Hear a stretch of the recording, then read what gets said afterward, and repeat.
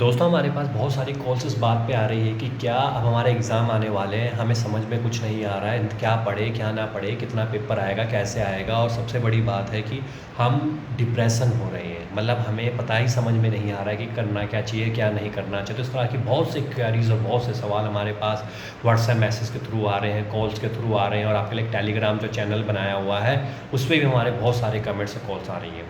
तो हम सभी स्टूडेंट्स को एक ही बात समझाना चाहते हैं। देखिए, सबसे पहले तो आपने यही गलती करी थी कि आप पहले पढ़े क्यों नहीं। जब आपको पता था कि अक्टूबर में आपके एग्ज़ाम है तो आपको जुलाई अगस्त से ही आपको कहीं ना कहीं ऑनलाइन या ऑफलाइन क्लासेस ज्वाइन कर लेनी चाहिए थी, जैसे कि हम भी क्लासेस यहाँ पे प्रोवाइड करते हैं। अब आपके पास वो चीज़ तो हो नहीं सकती, क्योंकि अभी भी हमारे पास जो कोर्स और क्वेरी आ रही है वो यही कह रहे हैं कि हमें ट्यूशन पढ़ा दीजिए, ऑनलाइन क्लासेस करा दीजिए। लेकिन हम आपको कैसे बताएं कि हम नहीं करवा सकते हैं, क्योंकि इतने कम शॉर्ट पीरियड में आपको कोई नहीं करवा सकता है। अब आपके पास सिर्फ एक ही ऑफर मौका बचा है। अब ये आपको पास भी करा सकता है और नहीं भी कर सकता, इसको आप बैठ भी कह सकते हैं। तो अब आपका सिर्फ एक ही काम है कि अब तक आपने क्या पढ़ा है, नहीं पढ़ा, इससे कोई फ़र्क नहीं पड़ता। अब आपके पास जो एनआईएस की जो ऑफिशियल वेबसाइट्स होती हैं वहाँ पे प्रीवियस ईयर के पेपर पड़े हुए हैं। आप उन प्रीवियस ईयर के पेपर कर लीजिए। जितने आप प्रीवियस ईयर पेपर करेंगे उनके क्वेश्चन को देखिए, उन क्वेश्चन को अपने आंसर में ढूंढिए।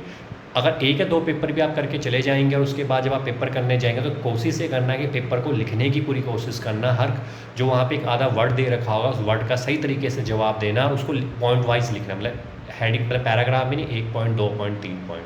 अगर आप इस तरह से लिखेंगे तो हो सकता है कि आप एनआईएस के पेपर को पास कर लेंगे। नंबर का तो अभी कुछ नहीं कह सकते हाँ, लेकिन पास आप हो सकते हैं।